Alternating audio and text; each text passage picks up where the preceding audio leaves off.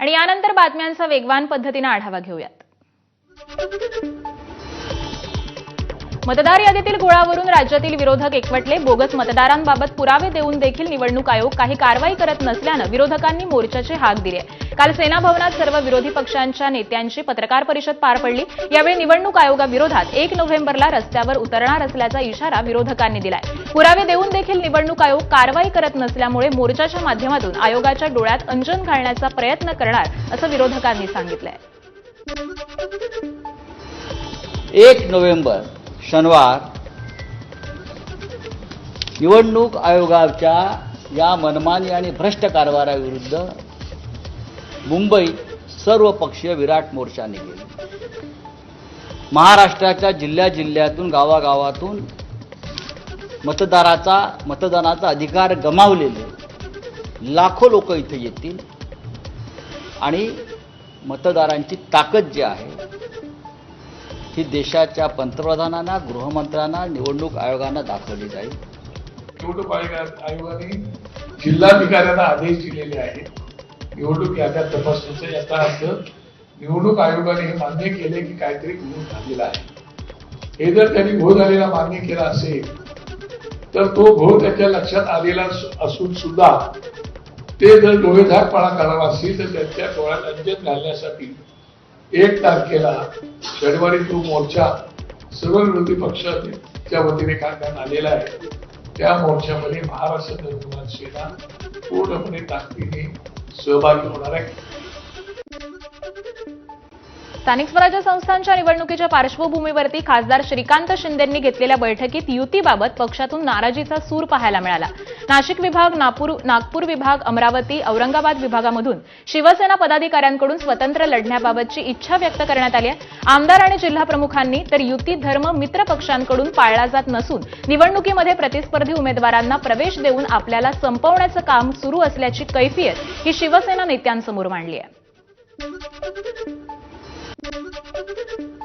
पोलिसांसमोर आत्मसमर्पण करणाऱ्या भूपतीला माओवाद्यांच्या केंद्रीय समितीनं माओवादी संघटनेतून बडतर्फ केलंय। या संदर्भातला एक पत्रक केंद्रीय समितीच्या प्रवक्त्यानं जारी केलं। भूपतीनंतर दुसऱ्याच दिवशी छत्तीसगडमध्ये 200 माओवाद्यांसोबत आत्मसमर्पण करणाऱ्या सतीशला देखील संघटनेतून बडतर्फ करण्यात आलंय। भूपती आणि सतीश सोबत आत्मसमर्पण करणाऱ्या जवळपास 271 माओवाद्यांना संघटनेमधून बडतर्फ करण्यात आलाय। तर भूपती आणि सतीश दोघेही गद्दार आहेत। त्यांनी शत्रूशी म्हणजेच पोलिसांची हातमिळवणी केल्याचा आरोप या पत्रकामधून करण्यात आलाय। आम्हाला भूपतीवरती 2011 पासून संशय होता, त्याचे पोलिसांशी संबंध होते असा देखील आरोप या पत्रकातून करण्यात आलाय। दिवाळीनिमित्त सध्या सगळीकडे जोरदार फटाक्यांची आतषबाजी होतीये, परंतु यामुळे हवेची गुणवत्ताही ढासळली आहे। वाढलेली आर्द्रता आणि बांधकाम तसंच हवेचा मंदावलेला वेग यामुळे मुंबईमध्ये धुसर असं चित्र तयार झालंय। मुंबईतील काही भागामध्ये हवेचा दर्जा हा अति वाईट श्रेणीमध्ये नोंदवला गेलाय।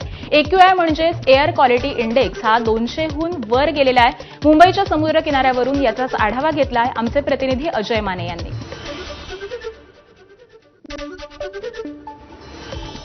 दिल्लीच्या आग्रा बाजारामध्ये एका पिस्ता लाडूची किंमत 1500 रुपये, जो फक्त 30 ग्रॅमचा आहे आणि लाडूचा बॉक्स घ्यायचा असेल तर तो 50,000 रुपयांना आहे। दिवाळीमध्ये मिठाई विक्रेत्यांना लाडू, बर्फी आणि रोलवरती सोन्याचा लेप करण्यास सुरुवात करण्यात आली आहे। खास म्हणजे ग्राहकांना त्यांच्या आवडीची मिठाई सोन्यानं लेपित करता येईल, म्हणूनच आग्रा बाजारामध्ये ही मिठाई चर्चेत आहे। उत्तर प्रदेशातील बरेलीमध्ये 55,000 दिवे लावण्यात आलेत। बरेली पोलीस लाईन्समधील ही दृश्य पाहण्यासाठी अनेकांनी गर्दी केली आहे, तर सर्वत्र दिव्यांच्या रांगा, लखलखता प्रकाश होता। बरेली पोलिसांनी 50,000 दिवे लावून एक नवा विक्रम प्रस्थापित केला आहे। उज्जैनमधील महाकालेश्वराच्या दरबारात देखील दिवाळी उत्सव सुरू झाला। आजच्या भस्म आरती दरम्यान भगवान महाकाल यांना दूध, दही, मध आणि साखरेनं स्नान घालण्यात आलं। त्यानंतर सुकामेवा आणि भांग दाखवण्यात आला। दर्शन घेण्यासाठी मोठ्या संख्येनं भाविक महाकालेश्वर मंदिरामध्ये येत आहेत। आज देवाला अन्नकूट देखील अर्पण करण्यात येईल असं मानलं जातं की अन्नकूट प्रथम महाकालाच्या दरबारामध्ये साजरा केला जातो आणि त्यानंतर देशभरातील मंदिरांमध्ये त्याची सुरुवात होते। बिहार निवडणुकीभोवती सुरू असलेल्या राजकीय गोंधळादरम्यान पाटण्यात एक नाट्यमय दृश्य घडलंय. मधुबन विधानसभेच्या जागेसाठी तिकीट दावेदार मदन शहा हे अचानक आले आणि त्यांनी लालू प्रसाद यादव यांच्या सर्क्युलर रोड येथल्या निवासस्थानाबाहेर जोरदार निदर्शनं केली. मदन शहा यांनी निवासस्थानाबाहेरील गेट समोरच आपला कुर्ता फाडला आणि मोठ्याने रडू लागले. विशेष म्हणजे सोशल मीडियावरती हा त्यांचा व्हिडिओ व्हायरल झालाय. व्हिडिओमध्ये मदन शहा यांनी आरजेडी तिकिटाच्या बदल्यामध्ये त्यांच्याकडे पैसे मागितल्याचा दावा केलाय. त्यांनी पैसे देण्यास नकार दिल्यावरती पक्षानं त्यांचं तिकीट रद्द केल्याचा आरोपही केलाय. दिल्ली एनसीआरमध्ये वाढत्या वायू प्रदूषणाच्या पार्श्वभूमीवरती निर्बंध लादण्यात आलेत. या दिवाळीमध्ये दिल्लीची हवा विषारी बनली आहे. वाढत्या वायू प्रदूषणामुळे लोकांना श्वास घेणं कठीण होत आहे. दिल्लीची हवा दूषित झाल्यामुळे हा निर्णय घेण्यात आलाय.